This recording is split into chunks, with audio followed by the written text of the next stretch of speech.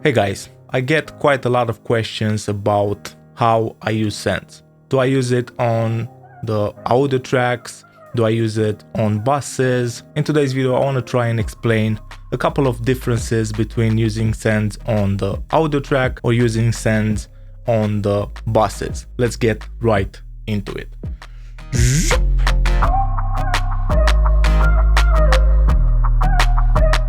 Sends and when and where I use them. I know that on all of my videos I have a pretty similar setup when it comes to routing, and I'm talking about the vocal routing. I usually have the vocal lead that goes out to a bus, and that bus goes out to the main vocal bus. Some of you guys asked me, and I get this question probably a couple of times a month, where you should use the sends, at the audio level, on the first vocal bus, or on the main vocal bus. This is the session that we're gonna use today. I have a really amazing vocal from a track called Quest from DCure.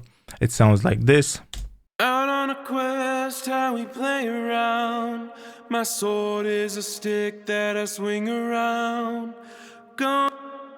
This is the audio track. As you can see, the audio track goes out to this hook bus, and this hook bus goes out to the vocal bus. I'm gonna bypass all the processing. I'm gonna bypass the sends, and I wanna try and explain a bit where you should use sends, especially reverbs and delays. I usually use reverbs, delays, and things like that on the audio track because that allows me to do the automation exactly on the waveform. That's a really important workflow hack for me. When you open up the audio track, you can see the automation right there. That's something that I've been using for a couple of years. It's more of a workflow thing for me to have the sends on the audio track. I want to remove all the sends and keep just this whole reverb. First thing that I want to talk about is when using sends on the audio track, the sends will react to the fader and will react to the inserts. I will play the track and I will decrease the fader. Let's see what happens. Out on a quest, how we play around. My sword is a stick that I swing around. Gone until the sun is coming down. You can see that the reverb follows the fader. If the vocals are quieter, the reverb will be quiet. If the vocals are louder, the reverb will be louder. We do have the option to change that with the pre-fader right here. The send will turn yellow. Now, no matter what we do to the fader, the reverb stays the same.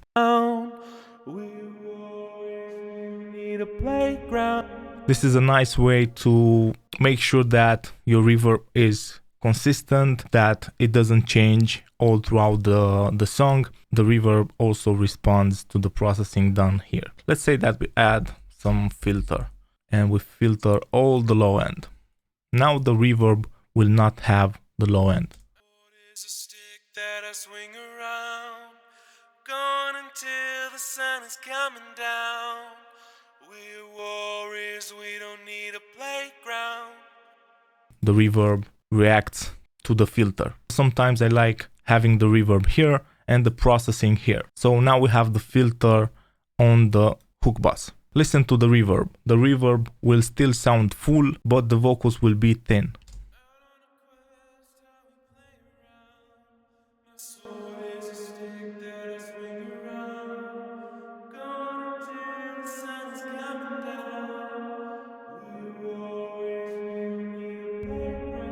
So no matter what processing we do on the hook bus, the sends will not be affected. Sometimes that's important when you want your sends to sound a bit more natural. When you want the sends to not be that compressed, when you want the sends to not be that EQ'd. Sometimes I like adding some top end on the vocals. So instead of having an EQ, let's say the Pro Q3, doing a boost on the top end on the audio track that will affect the tone of the reverb.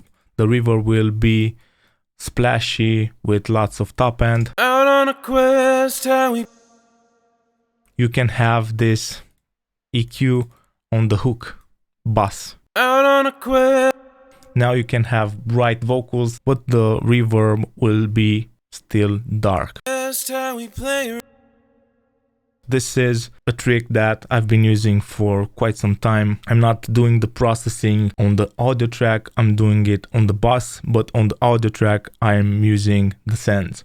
Same goes with compression. If you want to compress the vocal track, now the reverb will get the feed, the sidechain from the compressed signal. That will make the reverb a bit more static. The reverb will not have a lot of movement because the vocals are really in your face. But that can be used in both scenarios. Sometimes you need that consistent reverb or that consistent delay. Let's say that we add a delay here. How we play around. My sword is a stick that I swing around. Going until the sun is coming down. We're warriors, we don't need a playground. Out on a quest.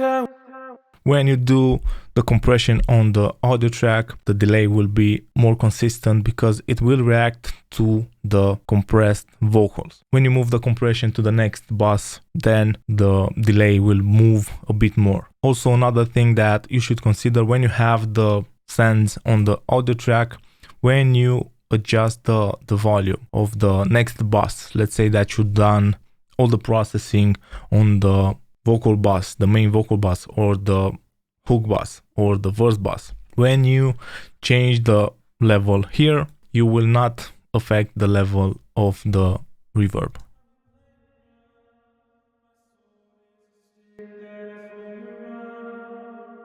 You can still hear it. So that's a really important thing because sometimes I feel that I have the proper amount of reverb on a track, but I want the vocals a bit more upfront. I want the vocals a bit louder. If I use the reverb on the audio track, I can just boost the volume on the other bus. Out on a quest, how we play around. My sword is a stick that I swing around. So I can move the level up and down without affecting the level of the reverb.